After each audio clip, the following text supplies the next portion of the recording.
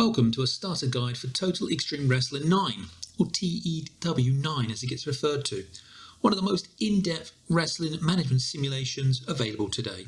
If you're new to the world of TEW, then this video is for you. In this tutorial we'll dive into the key aspects of the game, from setting up your promotion, managing wrestlers and checking finances. To get started, we'll go over how to set up your game, how to choose between real-world mods or TEW's fictional Cornellverse.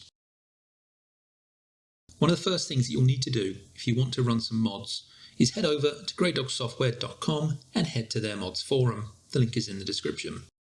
There are a number of mods in development, from the Attitude Era WWF to the 70s Territory days, or even to modern day real life databases like the one created by the Who 87. If you are using another database, then you'll need to have it downloaded into your database folder and then select it before moving forwards. For the purposes of this tutorial though, we'll be using the in-game fictional Cornellverse. With your game up and running and your database selected, press the plus button and then TEW will run a quick database integrity check, and then you can name your game and choose the areas on which you want the game to run. Having less areas can improve the performance and the loading times of your game, but it will mean that these areas are not simulated, giving you a less dynamic world. Once you've picked your area and named your save game, press begin game. And then once the game is done generating, you'll be greeted with some splash screen information, containing information relevant to your game and world before being taken to the character selection screen. In TEW 9, your character isn't just an invisible avatar behind the scenes, but an actual person with their own skills and attributes. You could choose an avatar like Axel Brown, Boomer Singh, Kate Mishler, or Jack Holder if you wanted your character to have an active ring presence. You could choose Dave Normal or Lucy Hooper if you'd rather be the referee, and it saves hiring one if you're in a company with money concerns. Or, if you'd prefer to be the puppet master behind the scenes, then you could select Professor Adler, the Sheik, or the mysterious Mr. Smith. Now, you may not want to play as one of these avatars, and you may have a specific character in mind. The modern day WWE, for instance, you may want to play as Triple H. So if you want to do that, press the Avatars Only button and it will bring up every character in the database for you to play as. For each character in the game, there are 4 tabs that give you an indication of what this person is like. The Status tab gives you a general breakdown of where they can work, what role they can do, who they may work for already, if they hold any titles, as well as a score out of 100 for how good a booker may be. And a booker being the person that books the shows, i.e. you. The Skills tab will give you an idea of how good the character is in certain sections. Primary and Mental shows you how well they might perform in a certain style of match, as well as their wrestling experience and how well respected they are in the world.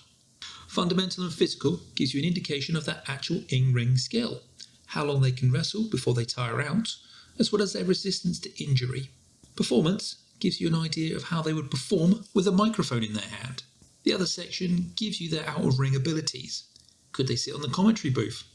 Could they referee? And could they help you with booking?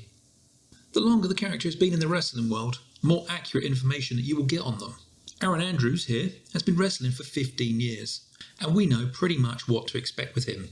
However, if we look at Quill Pierce, you can see that his ratings are between a range somewhere, and we'll know more once he wrestles longer. The Popularity tab will give you a breakdown of how popular this character is across the 8 game areas, as well as the smaller regions contained within. The character's popularity will change over time based on wrestling results and any potential news articles that they happen to appear in. The Attributes tab gives you a breakdown of what they could potentially do for their gimmick or a trait that they may have. Andrews here is a professional, so has a positive influence backstage, and he will rarely get involved in any negative backstage incidents. If we have a look at another character, like Mark Carney, then you can see that he is a former drinker, a heavy smoker, he's been known to get in trouble with the law, and known for being a scumbag and abusing their power. You can use these tabs and the attributes to determine who you want to play as well as when you're looking for any potential new hires. So once you've selected your character, press the Play as Any Character button, and the game will then give you the option of removing any unused avatar characters. This is an optional step, but it may be useful if you've manually entered in some avatars that may break immersion if left in the game. So you've gone through and you've worked out who you're playing as. Who are you going to work for then? This will be your next decision. On the left hand side will be all the companies available in-game, alongside key information about the company, such as who owns them, where they're based, who their biggest stars are, have they got any TV shows, and how much money they may have. Using the WWE equivalent, SWF, or Supreme Wrestling Federation as they're known, you can see that they are owned by Jerry Ison, along with his brother Eric, booking the shows. They've got 66 workers contracted to them, 3 title belts, 22 million in the bank, and a TV show, SWF Supreme. If you want more information, then you can select Tour Company, which boils everything down onto a single screen, or you can select the roster option to look in depth at who they have on their books. The final section to look at, and the one that's probably going to allow you to make your decision, is the product screen. This gives you all the information about what kind of show this company puts on and what the fans will come to expect. If we continue to look at SWF, they do not have a women's division, and if you try to put on an eye candy WWE style bra and panties match, well, the show results are probably going to be negatively affected. The fans expect at least 35% of TV shows to be the angles, to have lots of ongoing storylines, and then get quite upset if matches are dangerous, controversial, or even bloody. You can even get an eye just how much a shift in the economy will affect things. So there's been a lot of choice going through already, but I've got one more for you to make before we can finally get into the game. At the bottom of the company select screen, you will see 2 options. You've got Players Owner and you've got Players Booker. If you select Players Booker, then you'll be able to hire and fire workers and book the shows, but you can have an owner sitting directly above you. This owner may have certain goals that they want you to achieve.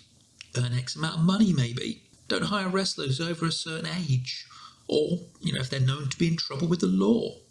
I don't even want to imagine what Mark Carney may ask you to do if he was your boss. You can, however, play as the owner. And in this role, you'll also be the booker. You won't be given owner goals, and it's your company to book it as you want. You get a final option to remove any AI companies that you don't want in the game, and then after that, you're in. Time to play. But I think we're going to wrap up our guide here today. I hope you found these tips helpful in getting started with your wrestling promotion. There is so much more to explore, and we've really only scratched the surface of this game. If you've enjoyed this video, make sure to give it a thumbs up. It really helps the channel. And if you're excited to know more, don't forget to subscribe and hit that notification bell so you'll be the first to know if there's a new tutorial. If you've got any questions or ideas for future videos, leave them in a comment below and I'll try and cover them in any upcoming guides. Thank you very much for watching, and I'll see you on the next one.